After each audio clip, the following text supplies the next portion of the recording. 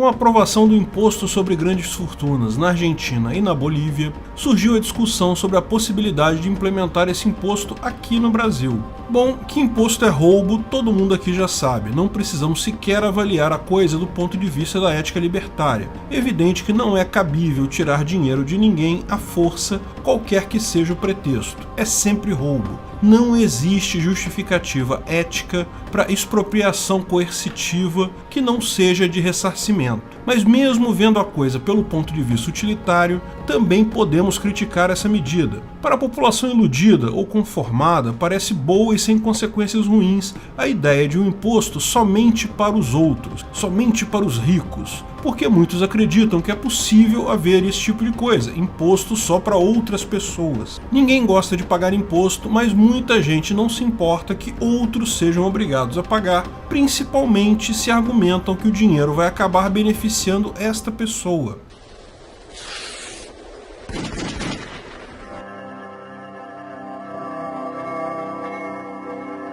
O imposto sobre grandes fortunas funciona?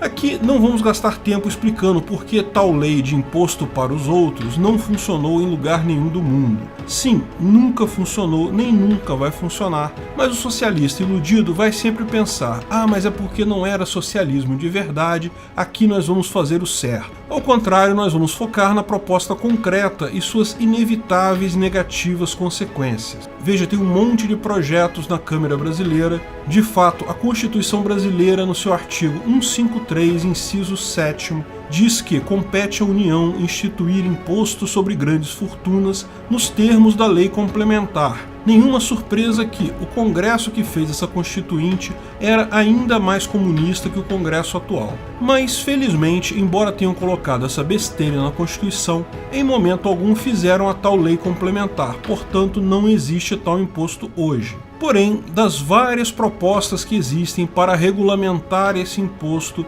vamos dar uma olhada em uma específica que é bem típica, as outras são muito parecidas. É o PL 183 de 2019, de autoria de um rapaz lá do PSDB. Olha só, quanta surpresa, não é mesmo? Quem diria que o partido que um dia foi chamado de direita no Brasil está instituindo imposto sobre grandes fortunas? Segundo os esquerdistas comunistas do PSDB, quem pagaria esse imposto maior? Bem, as pessoas físicas. Empresas só pagariam se fossem de fora e somente em relação ao patrimônio dentro do Brasil. Para entender melhor, vamos aos números. A tributação seria cobrada sobre o patrimônio líquido superior a 12 mil vezes o limite mensal de isenção da pessoa física no imposto de renda. Esse limite em 2020 está em R$ 1.900 mais ou menos. Ou seja, o imposto cobrado seria de quem tem mais do que 23 milhões de reais de patrimônio. Para quem tem mais de 23 milhões de reais hoje e menos de 38 milhões de reais,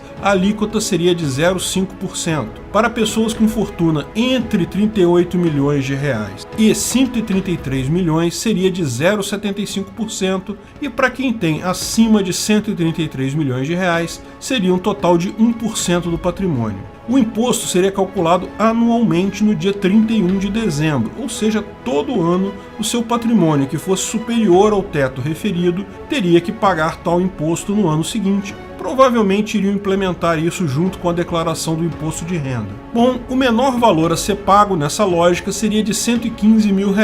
Com isso, dá para comprar um título de cidadania em vários países da América Latina. Só uma dica: ali no Caribe tem várias ilhas que são especializadas em vender cidadania. É muito fácil o processo, não leva nem 2 meses. Embora você não possa levar os seus bens imóveis para esse país, bom, os que não forem imóveis você pode levar. Mas o interessante aí é ver o valor ser fixado com base na tabela do imposto de renda. Olha que curioso. Muitos não percebem o quão ruim é isso. O imposto de renda vem sendo cobrado a cada ano de pessoas cada vez mais pobres. A tendência é acontecer o exato mesmo nesse caso. Cada vez mais políticos e burocratas têm interesse em baixar esse limite para pegar mais gente. Lá nos anos 2000, o valor do salário mínimo era de R$ 151. O limite para isenção do imposto era de R$ 900. Ou seja, a pessoa que ganhava até 6 salários mínimos não pagava imposto de renda. Em 2020, o salário mínimo é de pouco mais de R$ 1.000 reais e a isenção de imposto é de R$ 1.900. Então, quem ganha 2 salários mínimos já paga imposto. Transpondo essa tabela do imposto de renda para grandes fortunas, nos anos 2000, o limite de isenção seria de 120 mil salários mínimos. Hoje seria de apenas 40 mil salários. Se aplicarmos essa mesma proporção para os próximos 20 anos, em 2040, pessoas com patrimônio de 13 mil salários mínimos já terão que pagar esse imposto. Você pode pensar, mas ainda está longe. 13 mil salários mínimos de patrimônio é muita coisa ainda.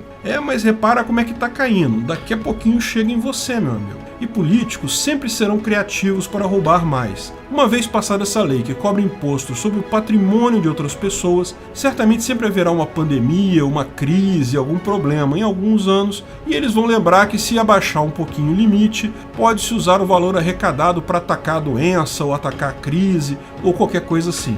Meu amigo, depois que entrou a cabecinha, você já sabe, imposto não tem ombro. Isso tudo não é porque os políticos aumentam nominalmente o imposto. Basta eles mudarem a tabela de isenção do imposto de renda e pronto, já está cobrando mais. Essa é a melhor ferramenta na mão do político. Basta não fazer nada que a inflação, o imposto inflacionário, se encarrega de aumentar naturalmente o valor do imposto, já que o Brasil tem essa esquizofrenia de alíquotas variáveis. Quando dizemos que o Estado só tende a aumentar, esse é um ótimo exemplo de como acontece. Por mera inércia, os impostos vão sendo cobrados de uma parcela cada vez maior das pessoas, não porque as pessoas ficam mais ricas, mas porque o dinheiro vai perdendo valor exatamente como programado pelo Estado. Além disso, tem o problema do valor em si.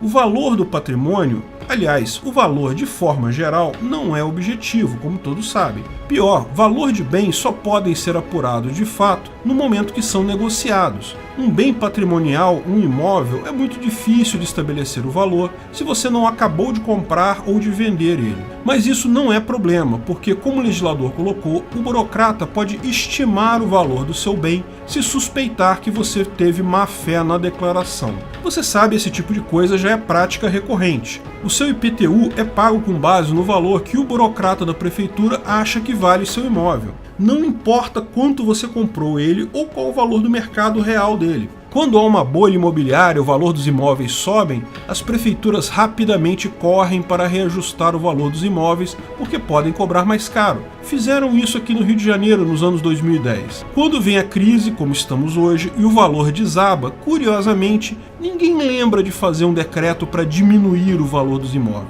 Apesar de que, você sabe, muita gente tem sucesso entrando na justiça exigindo essa correção. Mas no final das contas, o governo jamais vai reduzir por conta própria. Se você tem mais de 2 neurônios funcionais conectados, já deve estar pensando numa forma básica de burlar esse pagamento de imposto sobre o patrimônio, como, por exemplo, transferir o patrimônio para a empresa. Muitos já fazem isso hoje. Mas as ações da empresa aumentariam a conta, não é? Olha, o patrimônio da empresa não se reflete diretamente no valor dela de mercado. Existem riscos e custos envolvidos. Mas digamos que realmente alguém tenha que pagar imposto com base no valor das ações que possua. Essa pessoa então teria que vender as ações para poder pagar o imposto. Os super ricos não têm bilhões de reais na conta bancária. A grana deles toda está nisso, em ações, ativos escriturais, negócios. Se todos ou muitos forem forçados a vender as ações que têm para honrar obrigações tributárias, o preço dela tenderia a cair, o que levaria a uma alta de juros, já que o dinheiro ficaria mais raro, uma vez que está sendo usado para comprar ações. Com os juros mais altos, o custo de financiamento do dinheiro emprestado para empreender aumenta e isso impacta negativamente a criação de trabalho e renda, inclusive a captação de imposto de renda pelo governo, podendo resultar em menos arrecadação no curto prazo. Pior, muito dos patrimônios dos super ricos aqui no Brasil está em títulos do governo.